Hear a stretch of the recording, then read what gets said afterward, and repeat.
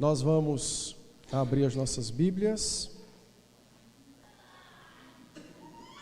no livro do Êxodo, capítulo 18.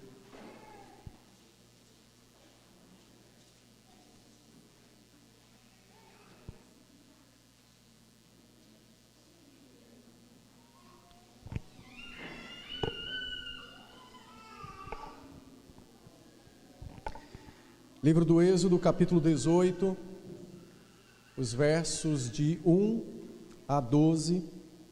Eu farei a leitura, os irmãos acompanharão nas suas Bíblias. Êxodo 18, de 1 a 12.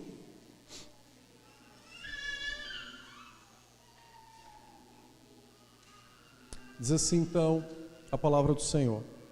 Ora, Jetro, sacerdote de Midian, sogro de Moisés, ouviu todas as coisas que Deus tinha feito a Moisés e a Israel, seu povo, como o Senhor trouxera a Israel do Egito. Jetro, sogro de Moisés, tomou a Zípora, mulher de Moisés, depois que este lhe a enviara, com os 2 filhos dela, dos quais um se chamava Gerson, pois disse Moisés: foi peregrino em terra estrangeira. E o outro, Eliezer, pois disse: o Deus de meu pai foi a minha ajuda e me livrou da espada de Faraó. Veio Jetro, sogro de Moisés, com os filhos e a mulher deste, a Moisés no deserto onde se achava acampado, junto ao monte de Deus. E mandou dizer a Moisés: eu, teu sogro Jetro, venho a ti com a tua mulher e seus 2 filhos. Então saiu Moisés ao encontro de seu sogro, inclinou-se e o beijou, e, indagando pelo bem-estar um do outro, entraram na tenda. Contou Moisés a seu sogro tudo o que o Senhor havia feito a Faraó e aos egípcios, por amor de Israel, e pelo trabalho, e todo o trabalho que passaram no Egito, e como o Senhor os livrara.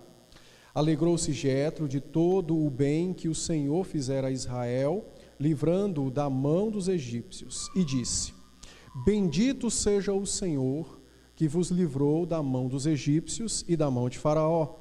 Agora sei que o Senhor é maior que todos os deuses, porque livrou este povo de debaixo da mão dos egípcios, quando agiram arrogantemente contra o povo. Então Jetro, sogro de Moisés, tomou holocausto e sacrifícios para Deus, e veio Arão e todos os anciãos de Israel para comerem pão com o sogro de Moisés diante de Deus. Vamos orar? Senhor, dá-nos tua graça bendita para compreender a tua palavra. Teu Espírito nos ilumine a mente e o coração para entendermos a tua revelação trazida a nós nesse texto. Tenha misericórdia de nós, instrui-nos, corrige-nos, admoesta-nos, ensina-nos segundo o teu querer bendito. Também, Senhor, quanto a esse teu servo, tenha misericórdia de mim, que as minhas fraquezas e os meus pecados não sejam impedimentos para que o teu povo te ouça. Então, somente dá-me tua graça e graça à tua igreja, para que sejamos juntos edificados pela tua palavra. Em nome de Cristo Jesus é que oramos. Amém. Amém. Esse é um encontro familiar muito interessante, não é? Nós não sabemos ao certo quando Moisés havia enviado Zípora e seus filhos de volta a Jetro, porque no capítulo 4 do livro do Êxodo, a partir do capítulo 4, eles saíram de Midian e foram para o Egito, não é? Então, em algum momento, talvez estando ainda no Egito ou não, Moisés envia sua esposa e seus filhos de volta à casa paterna dela. Eu prefiro crer como Calvino, que os filhos de Moisés e Zípora passaram pelo Mar Vermelho e que já no deserto, então, é que eles foram para Midian, né? E aí, passado algum tempo, provavelmente nós estamos aqui com mais ou menos 3 meses de saída do Egito, né? Algo em torno aí de 2 meses e meio, 3 meses depois do Egito. depois da passagem do Mar Vermelho. Então, eu creio que a ida de Zípora e dos filhos para Jetro se deu pós passagem do Mar Vermelho, e não como alguns querem crer que Moisés, é até bem interessante, né, essa interpretação, que é melhor lutar sozinho do que ao lado da mulher e dos filhos, né? No caso lá da passagem do mar e do enfrentamento dos egípcios, né? Mas eu prefiro crer que não, porque ele não estava lutando contra carne e sangue, mas lutava contra poderes espirituais e precisava ver a salvação. Então é melhor ser salvo com a mulher e os filhos do que sozinho, né? Então eu creio que pós saída do Mar Vermelho, então é que Zípora vai para seu pai com os seus 2 filhos. E é interessante também essa narrativa, porque certamente já se passaram pelo menos 2 meses que Moisés não se encontra, né, com sua esposa, e o texto diz que ele vai beijar o pai da sua mulher, né? Ele não vai encontrar a sua esposa, né? Não, isso não é verdade, ele foi encontrar sua mulher. Mas o texto omite o encontro dele com Zípora, porque a ênfase da narrativa está sobre a pessoa de Jetro e não sobre a pessoa de Zípora. Então, ele não foi um marido descortês ou antirromântico ou que ignorava a sua esposa e a ausência dela. É porque a narrativa tem um foco, e o foco é falar sobre o seu sogro Jetro. É tanto que essa é a primeira narrativa na Escritura que cita 12 vezes em todo o capítulo, isso é algo inédito na Escritura, 12 vezes ela cita Jetro, sogro de Moisés ou sogro de Moisés. O outro texto que vai ter uma ênfase tão grande na repetição vai ser o texto acho que é 1 Samuel, quando Davi traz a arca da aliança de Betel para Jerusalém, e há uma repetição de Mical. Mas só esses 2 textos contêm uma ênfase tão grande como acerca de uma pessoa em toda a Escritura do Antigo Testamento. Então, há uma ênfase que é posta sobre o sogro de Moisés, e a razão é simples. A ideia de lançar luz sobre o personagem Jetro era exatamente para mostrar aos leitores da palavra o modo como Deus alcançaria as nações, o modo como Deus alcançaria as nações cumprindo uma promessa que ele fez a Abraão em Gênesis 12. Quando o Senhor disse que por meio dele, Abraão, o Senhor abençoaria todos os povos. E então o texto está exatamente fazendo luz a essa promessa e nos ensinando o modo como Deus abençoaria as nações por meio da descendência de Abraão, que vai de fato culminar na pessoa de Cristo, que é o verdadeiro descendente. E ele então é o que abençoa as nações. Dentro dessa questão da ênfase sobre Jetro, 3 coisas que nós temos que observar de forma preliminar. Lembrando que eu vou tratar dos versos de 1 a 12, eu não vou tratar dos versos de 13 em diante. Isso aí eu trato domingo que vem, que nós vamos falar sobre governo e socorro. Então é outra coisa. Mas 3 coisas precisam ser vistas por nós nessa ênfase. A primeira delas é que o capítulo 17 termina com oração. Eu tratei disso, lembra? Orar e et labutare, as 2 armas espirituais dos crentes, trabalho e oração, faça o seu dever e dependa de Deus. Então, no capítulo 17, ele é concluído com oração, ele é concluído com essa ênfase na oração. O povo lutou, mas o capítulo termina com uma palavra de Moisés dizendo: o Senhor jurou, haverá guerra contra Amaleque. E isso era exatamente o crente que estava diante do trono de Deus apelando pelo seu socorro e misericórdia. O capítulo 18 começa com um trabalho. Qual trabalho? Começa com o testemunhar dos feitos de Deus, o que nós conheceremos a partir do Novo Testamento como evangelização. Então, o capítulo 17 termina com oração e o 18 começa com o anúncio das boas novas de salvação. Oração e evangelho, trabalho e oração são os trabalhos dados à igreja. É por isso que você vai ver no verso 1 do capítulo 18 dizendo: ora, Jetro, sacerdote de Midian, sogro de Moisés, ouviu todas as coisas que Deus tinha feito a Moisés e a Israel. Então, ele ouviu e então veio para ouvir de uma forma mais apropriada as coisas que Deus tinha feito a Israel. Há um outro episódio de salvação na Escritura que também se dá assim. Quando Israel entra na Terra Prometida e espiam a cidade de Jericó, e os dois espias de repente se deparam com uma mulher. E a mulher disse: olha, eu ouvi que esta terra pertence ao teu Deus. Por isso, quando vocês tomarem posse do que é de vocês, lembrem-se de mim, pois também creio no mesmo Deus que vocês. Como é o nome dessa mulher? Raabe. O Senhor está salvando através da sua palavra. É por isso que o apóstolo Paulo, escrevendo aos Romanos no capítulo 10, verso 15, Paulo disse: olha, a fé virá pelo ouvir da Escritura. E Jetro ouviu o que Deus havia feito e por isso ele foi a Moisés para ouvir melhor a palavra do Senhor. O segundo item que o texto trata é exatamente a reação de dois parentes diante da palavra.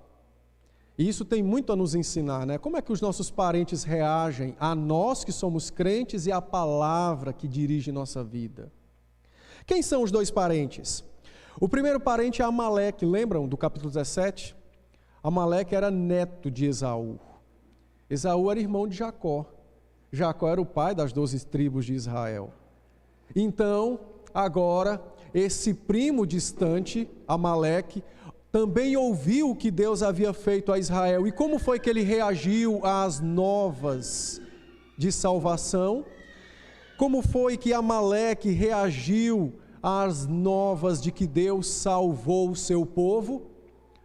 Um ataque covarde e violento aos cansados e retardatários.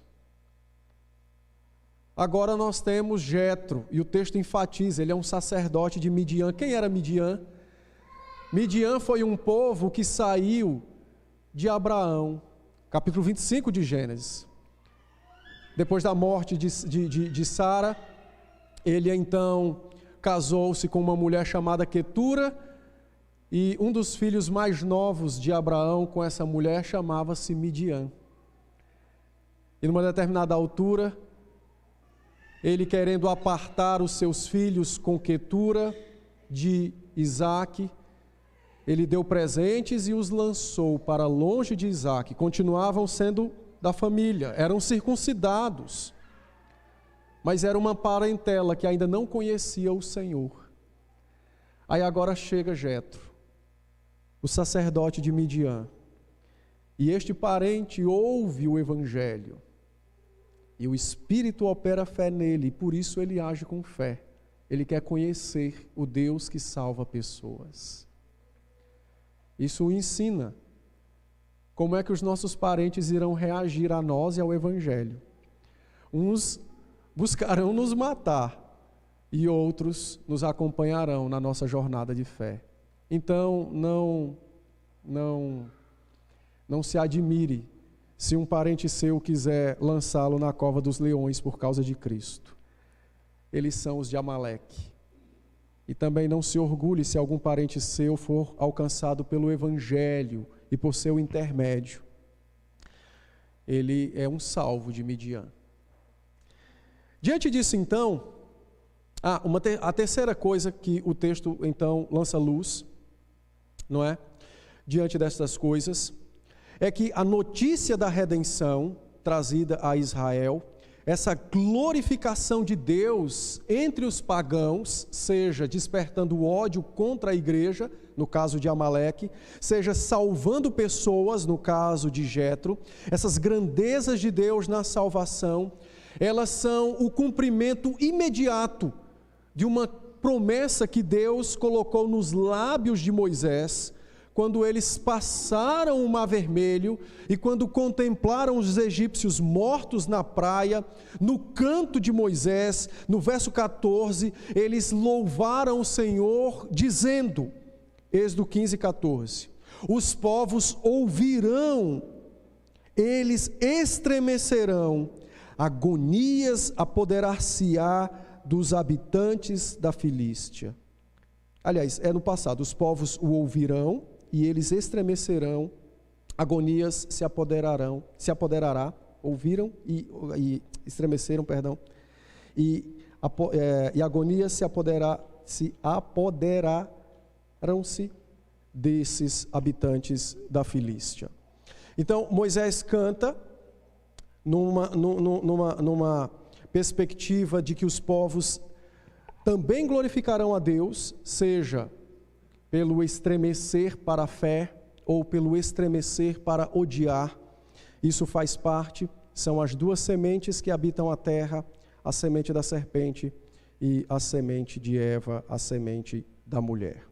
No capítulo 9, também do Êxodo, o verso 16, o Senhor anunciou por boca de Moisés o seu plano. Quando ele disse, Êxodo 9,16, o Senhor disse, mas deveras, por isso te hei mantido, a fim de mostrar-te o meu poder e para que seja o meu nome anunciado em toda a terra.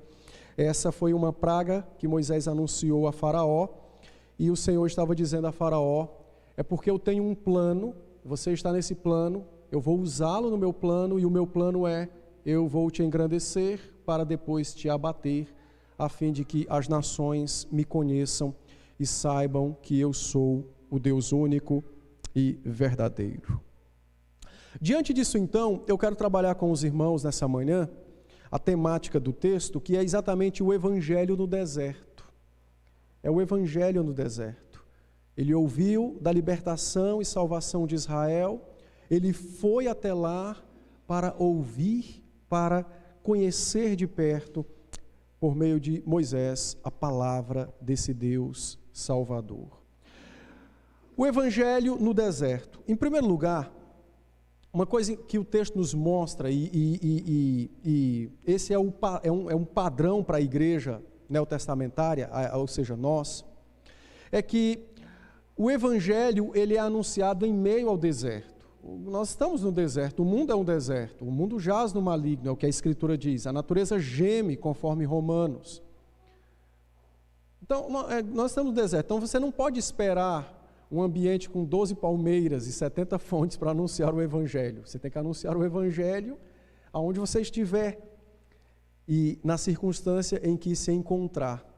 E você deve anunciar o Evangelho usando duas premissas, ou duas coisas que são essenciais que o texto nos mostra, que foi o que Moisés usou: o amor e a verdade. Notem que o texto vai mostrar que Moisés testemunhou de Deus para o seu sogro, amando verdadeiramente a Deus e falando verdadeiramente a Jetro sobre os acontecimentos. Vamos examinar essas duas coisas. Primeiro, o amor, depois a verdade. Perceba como Moisés manifesta o seu amor para com Deus, amando Jetro a fim de cativá-lo a ouvir a palavra. O texto nos diz então, a partir do verso de número 5, que Jetro fez saber a Moisés que estava chegando, e no verso de número 7 então, Moisés saiu ao seu encontro, inclinou-se e o beijou. Depois eles trocaram elogios e gentilezas, e então entraram na tenda e imediatamente Moisés lhe anunciou o que Deus havia feito, o que Deus havia feito a Faraó e ao Egito. Percebe que Moisés não fala de si no texto? Ele não diz, olha, o meu cajado abriu o mar. Há poucos dias atrás o povo estava morrendo de sede, eu feri a rocha E nós até hoje estamos bebendo dela, porque eles estavam no mesmo lugar. Você acredita que eu orei e Deus enviou carne? O que foi que o texto diz que Moisés contou? Ele anunciou tudo o que o Senhor havia feito a Faraó e aos egípcios. Moisés amou o Senhor acima de qualquer feito do qual ele tivesse presenciado ou fosse instrumento para a realização daquilo.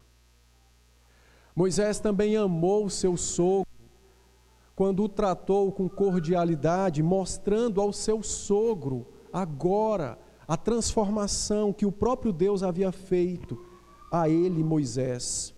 Moisés verdadeiramente amou o Senhor quando teve o Senhor como sendo o principal em toda a sua conversa. E ao mesmo tempo ele amou o seu sogro, dizendo: você precisa desesperadamente ouvir o Evangelho. Eu não sei se os irmãos perceberam, mas Moisés agora é o governante. É como se fosse o presidente de um povo, de uma nação, que se encontra com um pastor, com um sacerdote. E o texto diz que ele se inclina diante do seu sogro, o beija, não se arroga de sua posição, pelo contrário, ele se esvai de si mesmo, para que o ambiente pudesse ser cada vez mais e melhor proporcionado por uma hospitalidade cativante. E tudo isso com um propósito. Ele quer que o seu sogro ouça o Evangelho, a palavra do Senhor. Ele queria alcançar a sua família em amor, proporcionando uma hospitalidade cativante para que pudesse anunciar os poderosos e os grandes feitos do Senhor. Foi o que ele fez. Foi o que ele fez. Note, ainda no verso 8, quando ele diz que tudo isso foi feito por amor de Israel. Ele fala do trabalho, ou seja, da escravidão sofrida no Egito, e ele então conta como Deus livrou o povo, tanto de Faraó, do seu exército, como da escravidão. A isto, irmãos, eu quero fazer uma aplicação para nós, sobre o Evangelho nos nossos lares, sobre o Evangelho no seio das nossas famílias. Você precisa entender que é seu dever como crente amar verdadeiramente a Deus e amar o próximo.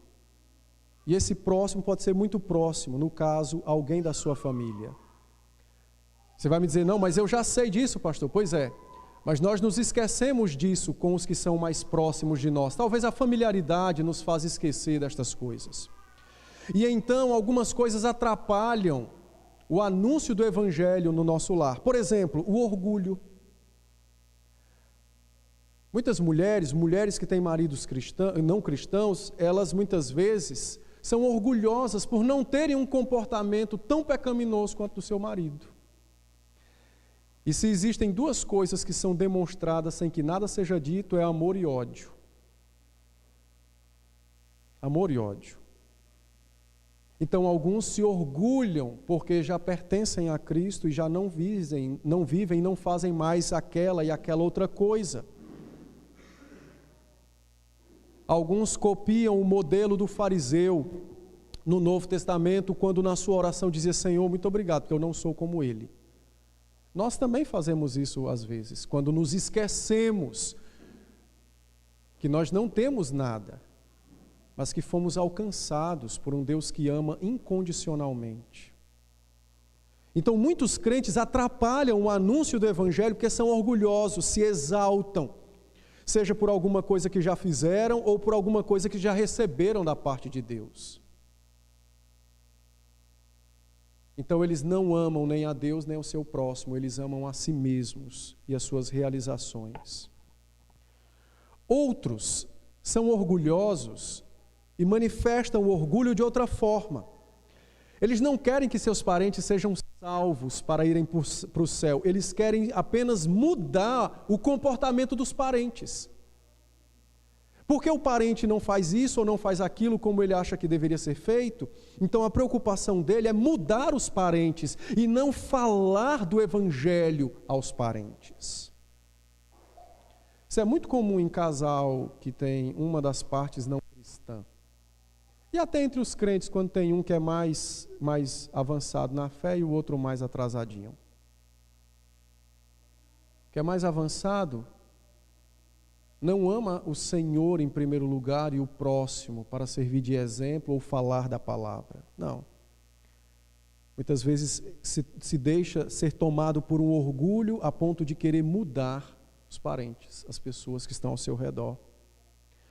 Qual é o fruto desse tipo de orgulho? Senão outro, conflitos, disputas, intrigas dentro do lar, dentro da família, às vezes dentro do trabalho. Estes conflitos são exatamente o que o nosso inimigo deseja que seja produzido para que o evangelho não seja anunciado. A vontade do Senhor é que nós alcancemos os nossos familiares, correto? Não. Não é você que é para alcançar o familiar. A não ser que alguém aqui seja o Espírito Santo. Não tem ninguém? Não. A vontade do Senhor é que Ele alcance os nossos familiares por nosso intermédio. Somos como esse microfone que recebemos a incumbência apenas de falar, de transmitir com amor e graça aos perdidos, sejam eles de nosso próprio sangue ou não. A nossa tarefa só poderá ser feita e bem feita em amor e verdade. Em amor e verdade.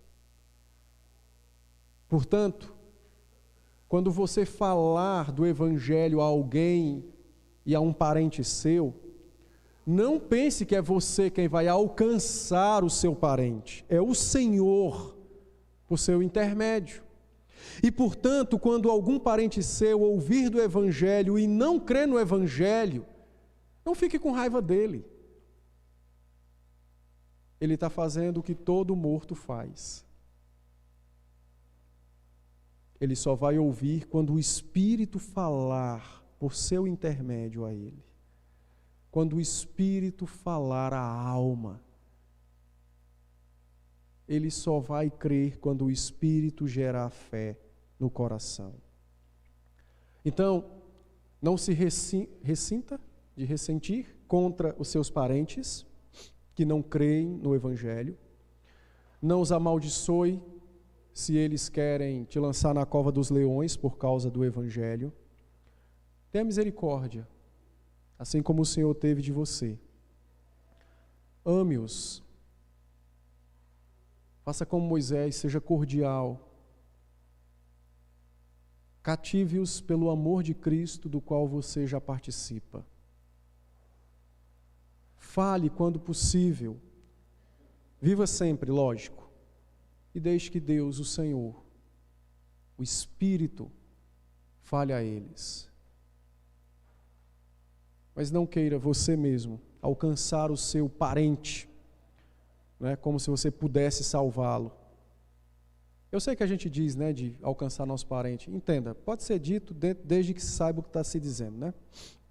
Mas cuidado com isso, para que você não seja pedra de tropeço, praticando esses dois tipos de orgulho. E por isso foi que Moisés falou e falou com propriedade ao seu sogro, porque ele falava com amor a palavra do Senhor. Em segundo lugar, o texto diz que Moisés falou a verdade da Escritura ao seu sogro, não é? Moisés falou a verdade da Escritura. Moisés não amou nem a si mesmo mais do que a Deus, nem ao seu sogro mais do que ao Senhor. Como Paulo disse aos Efésios, capítulo 4, verso 15, ele então diz, fala a verdade, fala em amor. Persegue a verdade, persegue então em amor. Moisés, depois de trocar as gentilezas com o seu sogro, lá no verso de número 7, então agora ele dá testemunho de tudo o que de fato Deus havia feito ao seu povo. E note que Moisés começa falando do que Deus fez a Israel, ele começa falando das promessas. No verso 8 diz que tudo isso foi feito por amor de Israel. Ele começa falando da promessa, é como se ele voltasse ao Gênesis, falasse de Gênesis 12, Gênesis 15, Gênesis 17 e assim por diante. Moisés não simplesmente fez um relato histórico dos eventos, mas foi uma pregação ousada, com fé, transmitindo a verdade do Senhor. Ele começa pelas promessas, daí a expressão o amor para com Israel. Certamente falou das pragas, ele mesmo diz do trabalho, da escravidão que Israel havia sofrido no Egito. E então conclui o seu anúncio falando da passagem milagrosa pelo Mar Vermelho e da provisão poderosa de Deus no deserto.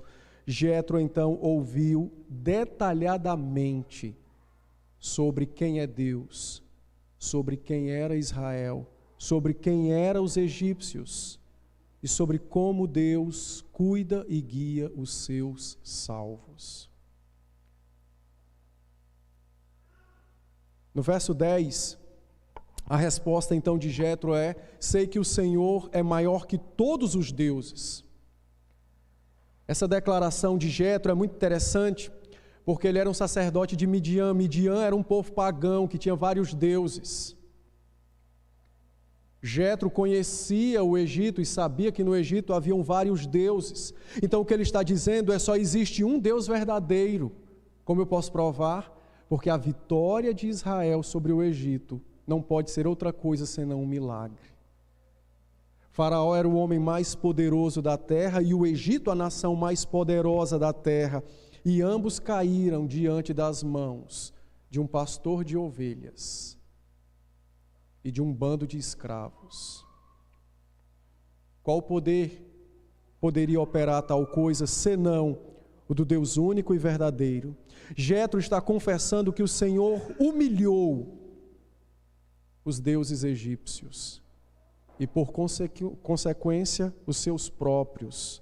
Por isso ele vai mais adiante se alegrar e cultuar o Senhor.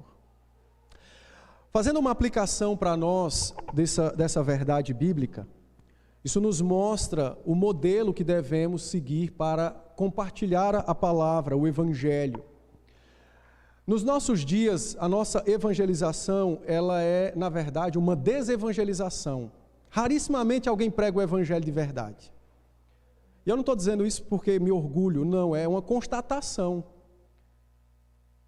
Como é que nós anunciamos o Evangelho? Olha, você precisa de Cristo. Mas por que eu preciso de... Engraçado, as pessoas não perguntam mais por quê.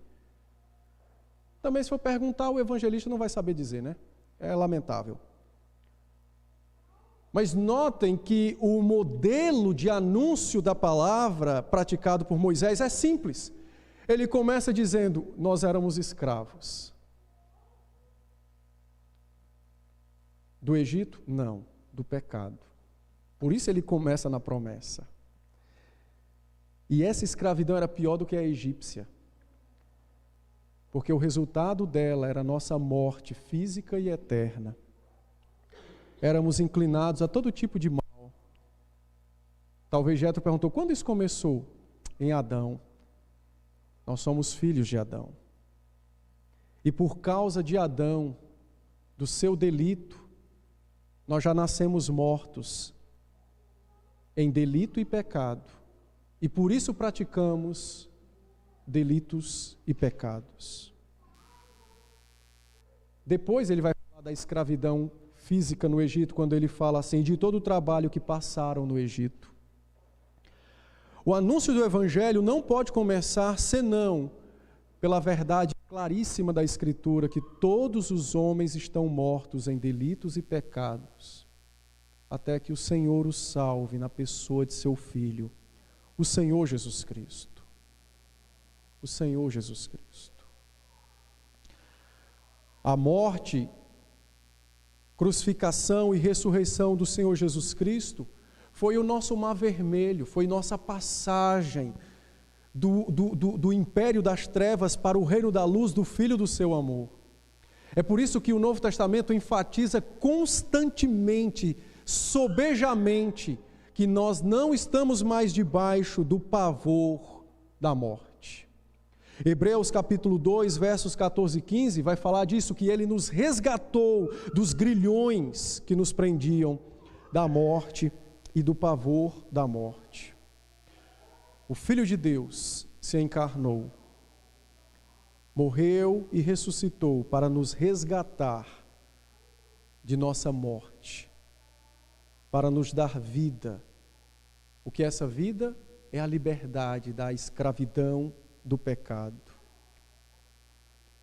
Não pode haver anúncio do Evangelho sem o anúncio do pecado. E não pode haver um Redentor, que é o Senhor Jesus Cristo, sem o transgressor, que é Adão. Por isso que eu digo que hoje o Evangelho não é anunciado de uma forma coerente. Mas às vezes eu até gostaria que as pessoas me perguntassem, né? Assim, você às vezes está evangelizando alguém, eu queria que me perguntassem, tá, mas aí eu aceito Cristo e sou salvo, e daí? Faça essa pergunta para os evangelistas, sim, e agora, o que é que acontece? Você vai ver o pessoal, olha, eu não sei, eu ainda não estudei essa parte. Você só precisa vir para a igreja, porque não estão pregando a salvação. Não se prega o reino dos céus. Se prega o agremiar-se, o fazer parte de um lugar, de uma denominação. Mas se uma pessoa que está sendo evangelizada perguntar, tá, e agora? O que é que acontece depois da minha conversão? Não, você vai morrer e vai para o céu. Mas é só isso? Eu já ia morrer mesmo. É só isso? Não tem mais nada? Não. Por quê? Porque não conhecem o Evangelho.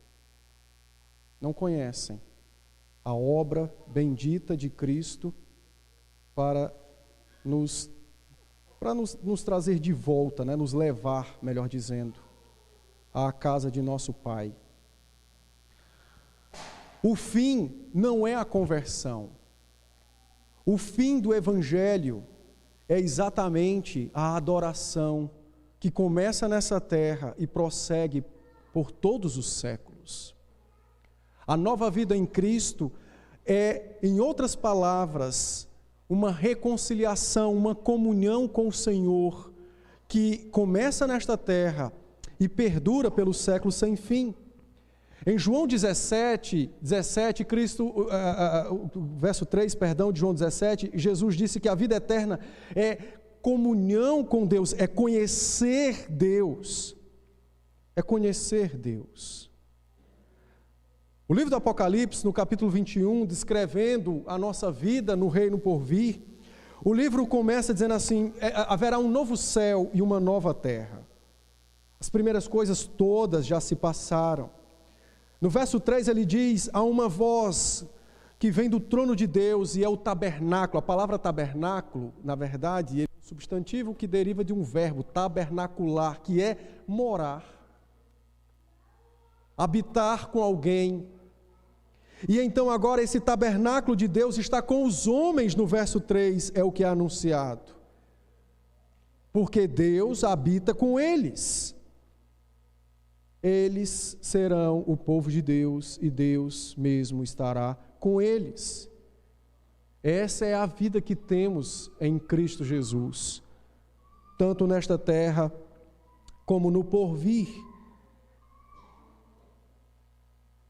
Uma evangelização que não anuncia de Adão a Cristo, do Éden à nova terra e novo céu, ela é defeituosa. Ela é completamente defeituosa. Portanto, quando você for falar do Evangelho aos seus parentes, não olhe para a igreja que você congrega. Não estou dizendo que não é para trazê-lo aqui. Só estou dizendo que não olhe para a igreja que você congrega. Olhe para o trono de Deus. Olhe para o Deus que te amou incondicionalmente, que te salvou pelo sacrifício glorioso do seu Filho, que te reconciliou com Ele para uma comunhão que começa aqui e perdurará por toda a eternidade. É isso que você tem que desejar para o seu parente. Se ele se converter, ele vai precisar caminhar com crentes. Aí você olha para a sua igreja. Toda a evangelização, todo o anúncio da Escritura, até mesmo eu se pregar a palavra, não desejando o céu para aqueles que ouvem a palavra, essa pregação é inútil. Não terá proveito algum, senão um mero moralismo, que vai encerrar-se com a morte. Com a morte. E agora o que é que muda na nossa vida depois de Cristo? Muda tudo. Eu tenho comunhão com Deus vivo e verdadeiro. E essa comunhão celebrada dominicalmente, pelo culto solene, pela mesa do Senhor, pelo batismo, essa comunhão, ela durará por toda a eternidade, sem fim. O que acontece com aqueles que recebem Cristo pela fé? Acontece isso. Eles têm uma promessa de que ainda que morram, viverão. Isso é uma coisa fantástica, não é? Maravilhosa, gloriosa. E foi isso que Moisés anunciou a Jetro. Foi isso que ele disse a Jetro, não é? Notem, no texto, quando ele diz então assim, né? E como o Senhor os livrara, então Jetro se alegrou de todo o bem que o Senhor fizera a Israel, livrando das mãos dos egípcios, não é? Ele depois pronuncia um louvor, dizendo, bendito seja o Senhor. E no verso 11 ele então diz, agora eu sei que Adonai, Yahvé, é o único Deus verdadeiro, é o maior de todos os deuses. Qual é o resultado disso? Ele vai cultuar a Deus. Esse é o processo. Antes de ser um discípulo, ele é um adorador. Ele vai celebrar a sua comunhão, a sua restauração, a reconciliação com o Deus vivo e verdadeiro. É isso que acontece depois da nossa fé, depois de Cristo nos alcançar. Então, anuncie o Evangelho, lembrando dessas 3 etapas. Precisa falar do pecado, precisa falar da promessa, que aí vai falar de Cristo, morte e ressurreição, precisa falar do céu. A vida boa que a teologia da prosperidade prega, ela vai ser vivida no céu, não na terra. Então, tem que aguardar, né? Ou morre antes, que aí já experimenta, né? Se for salvo de verdade.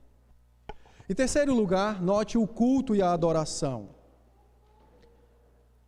Olha o culto e a adoração que Jetro, Moisés, Arão e os anciãos prestaram ao Senhor. O verso de número 12, então, diz assim a Escritura. Então Jetro, sogro de Moisés, tomou holocausto e sacrifícios para Deus. Veio Arão e todos os anciãos de Israel para comerem pão com o sogro de Moisés diante de Deus. Aqui nós temos a confirmação da conversão de Jetro.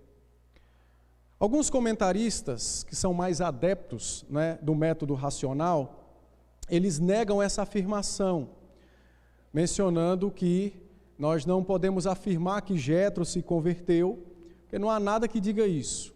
É uma tolice, né? Eu vou mostrar por quê. A esse pensamento contrário, nós podemos dizer o seguinte: verso 10, quando Jetro disse, sei que o Senhor é maior do que todos os deuses. Essa é uma confissão que somente um crente poderia fazer, dizendo, o Senhor é o único e verdadeiro Deus. Nenhum pagão dirá de sua própria fé, minha fé não presta, a que presta é o cristianismo. Só se ele for louco. Nenhum pagão dirá: os meus deuses são inferiores ao Deus de Israel. Ninguém em sã consciência poderá dizer: o meu Salvador não vale nada, mas eu fico com ele e rejeito a Cristo. Ninguém. Tal confissão só pode ser feita quando o Espírito do Senhor concede fé a esta pessoa. Então essa é uma confissão que reconhece a derrota dos deuses do Egito. Naquela época, 6.000 foram catalogados. Todos não valiam de nada. Foram derrotados e humilhados pelo Deus de Israel. Essa é uma confissão verdadeira de alguém que tem fé. No Novo Testamento também haverá uma confissão semelhante, duas na verdade. Em João 9:25, o cego vai dizer, que era cego, mas agora ele via, não é? E 2 Timóteo 1:12 também vai dizer: agora eu sei, e são declarações que pertencem àqueles que possuem fé. Nessa declaração, Jetro confessa deixar os seus deuses pagãos para pertencer ao único e verdadeiro Deus. Seu entendimento fora transformado, fora mudado. Note que no verso 9 ainda, que é um relato de Moisés, Moisés diz que Jetro se alegrou. A palavra usada aqui para alegria é uma palavra incomum em toda a escritura do Antigo Testamento. É uma palavra muito rara no idioma hebraico para se referir à alegria. A palavra só era usada quando se queria demonstrar um alcance muito profundo de alegria. Então, o que Moisés estava dizendo é que essa alegria da salvação penetrou a alma de Jetro. Por isso que quando ele escreve, ele usa um termo incomum, ressaltando a alegria que todos os crentes experimentam quando recebem fé e salvação na pessoa de Cristo. A alegria de Jetro também foi demonstrada. No verso de número 10, ele diz: bendito seja o Senhor. Bendito é uma expressão de louvor. E notem que Jetro vai usar pela primeira vez a palavra Senhor, que é exatamente o nome de Deus, o tetragrama. É o Iavé, alguns pronunciam assim, pode ser. Pode ser também o Adonai, pode ser também o Jeová. Pela primeira vez ele pronunciou o nome pactual de Deus. Ele era um pagão, mas agora ele pronuncia o nome do Deus da aliança, o Senhor dos exércitos, que era o seu Deus. E notem que ele fará isso de uma forma enfática. No verso 10 e no verso 11 ele pronuncia com alegria na sua alma o nome do seu Deus, o Adonai, o Iavé, o Deus único e verdadeiro. Em seguida, ele prossegue então para adorar esse Deus, para cultuar a esse Deus, que é exatamente o verso de número 12. E o texto nos diz então que ele tomou o holocausto no singular e sacrifícios, são coisas distintas. A palavra no hebraico usada para sacrifícios é a mesma palavra para ofertas pacíficas, ou ofertas ou sacrifícios de comunhão. Holocausto era a oferta expiatória que alguém trazia à casa de Deus para expiar o seu pecado. Expiar é a palavra para cobrir. Então, o sangue do holocausto cobria o pecado, pagava o preço do pecado do pecador. E então Jetro agora oferece holocausto ao Senhor, uma expiação pelos seus pecados cometidos anteriormente. Logo em seguida, sacrifícios, ofertas pacíficas. Comeu pão diante de Deus com Arão, com Moisés e com os demais anciãos de Israel.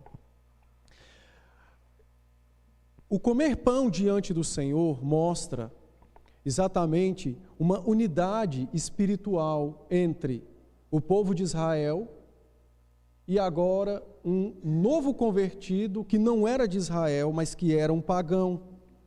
Então, essa refeição sacrificial, esse comer pão diante do Senhor, está exatamente ensinando a unidade cultica que os crentes precisam guardar. Está ensinando uma unidade espiritual entre diferentes pessoas de diferentes nações que prestam culto ao Deus único e verdadeiro.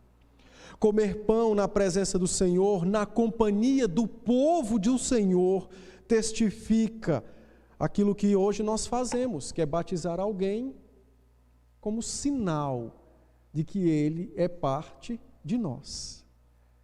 Então, comer pão na companhia do povo do Senhor foi uma testificação, um testemunho de que Jétro fora aceito como membro da comunidade de adoradores, da comunidade santa de Israel. O culto é prestado ao Senhor por aquele novo irmão, na companhia dos já irmãos, em unidade de adoração e espiritual. Qual é a aplicação que nós podemos fazer disso para as nossas vidas? Veja, o culto não pode ser mudado. Notem que ele sacrificou ofertas pacíficas e fez um holocausto, uma oferta queimada, quando um animal era consumido pelo fogo inteiramente. Não podia aproveitar nada dele. Oferta pacífica, queimava as gorduras, que estava ali sobre o rim e tal, e o resto do animal era comido juntos em celebração diante do Senhor. Esse rito é um rito judaico, é um rito que Deus estabeleceu na sua palavra. Então, a aplicação é que o culto não pode ser mudado.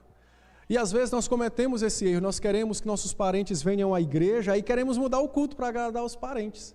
Ora, se eu mudo o culto para agradar os parentes, eu começo a dizer a eles, você não precisa do evangelho. Na verdade, Deus é que precisa de você. Você não precisa de Cristo como teu Salvador. Jesus é que precisa de alguém que o aceite. Então isso é um atrapalho ao evangelho. Muitas vezes fazemos isso até com boas intenções para que os nossos parentes, quem sabe, se animem e venham à igreja. Pois é, mas de boas intenções o inferno está cheio. Então, o culto não pode ser mudado para agradar ninguém. O culto é uma instituição que pertence ao seu feitor, que é o Senhor. E compete a nós seguir a sua vontade, para a sua própria glória, para seu louvor. Então essa é a primeira aplicação. Eu sei que muitos de nós, eu mesmo no meu tempo de ignorância, quando eu queria levar alguém na igreja, eu ficava angustiado. Angustiado de saber se a pessoa ia gostar. Rapaz, ele não tem que gostar de nada. Ele tem que ser bem acolhido, ele tem que ser bem recebido, ele tem que sentir que aqui existem vivos em Cristo. Acabou. Quem tem que se agradar de alguma coisa é aquele que nos possui, que é o Senhor. Então, vai trazer alguém à igreja, não se angustie se ele vai gostar, pelo contrário, ore para que a pessoa seja quebrantada, humilhada pelo Espírito de Deus, e então certamente achará fé e repouso para a sua alma. Uma segunda coisa que o texto nos ensina é que toda pessoa convertida, ele vai cultuar a Deus. Tem esse negócio de, lá na minha casa eu oro, eu leio a palavra, eu sou crente, mas ele não se junta aos adoradores para cultuar, pode desconfiar, tem alguma coisa de errado aí. Não existe discípulo de Cristo sem adorador de Cristo. Nós estamos vivendo dias muito complicados, dias aonde há uma filosofia de que eu não preciso da igreja para ser crente. Esse tipo de coisa é extremamente errado e perigoso. Todo verdadeiro convertido necessariamente é um adorador. Então ele precisa se juntar aos adoradores que já existiam antes dele, para celebrar a união espiritual entre eles em Cristo Jesus. Ah, pastor, mas hoje tem a internet. Ela pode ser boa durante a semana, mas durante o dia do Senhor ela não é boa. Se for para a pessoa não vir à igreja e ficar em casa. Eu vou assistir o culto de casa. A não ser que seja um caso excepcional, de doença, impossibilidade, beleza. Aí ele vai ter algum proveito em ouvir a pregação, mas não vai estar cultuando. Por quê? Porque ele não está junto dos adoradores. Houve uma quebra da unidade espiritual. Como eu disse agora há pouco na EBD, por isso que a gente não pode separar as crianças, elas são adoradores. É necessário celebrar essa unidade espiritual. E por fim, esse texto nos ensina o princípio bíblico claro de que no culto nós só podemos fazer aquilo que é ordenado, expressamente ordenado. Qual foi o culto de Jetro? Ele não tentou fazer nada que havia em Midian. Qual foi o culto de Jetro? Um holocausto, uma oferta pelo pecado, sacrifício pacífico para celebrar a minha comunhão com meus irmãos. Nada além disso. O princípio bíblico de que nós só podemos fazer o que é expressamente ordenado é o princípio regulador do culto que foi ensinado na Reforma Protestante e que nós somos herdeiros desse princípio. A ideia de fazer aquilo que não está... Como os luteranos, né? Eles dizem que no culto, tudo aquilo que não é proibido pode ser feito. Essa ideia, ela é antibíblica e ela é apenas um instrumento para satisfazer as necessidades pecaminosas da carne humana nos mais variados tempos. No culto, só devemos fazer o que é ordenado pelo Senhor. E aí eu finalizo dizendo isso. Você é um crente que vem adorar a Deus. Você se prepara para adorar a Deus? Você é um crente, você vem para fazer o que é ordenado. Você sabe o que está ordenado? Você é um crente, é um adorador, você vem à igreja. Você quer fazer o que foi ordenado? Você é um crente, você é um adorador. Você se alegra com a provisão de Deus que te ordena fazer isso e aquilo no culto? Você é um crente, você é um adorador. Você quer Deus que te guia na adoração? E por fim, você é um crente, você é um adorador. No culto, aonde você repousa o seu coração? No Deus que te guia na adoração com ordens explícitas para fazer o que deve ser feito? Ou naquilo que nós julgamos ser melhor, mais agradável, mais moderno? Aonde está? Aonde é posto o nosso coração? As crianças, os nossos adolescentes, precisam a todo momento se examinar onde está o coração. Talvez nas conversas que terão logo após, as crianças nas brincadeiras logo após, não tem problema. Não tem problema brincar, né? Depois. Mas aonde está o coração? Os adultos precisam sondar a si mesmos. Aonde está? No almoço que faremos logo mais? Nós temos um dever, adorar o Senhor. Fomos resgatados para isso. Então façamos isso, segundo o que o Senhor mesmo requer de nós. Que Deus seja conosco. Amém?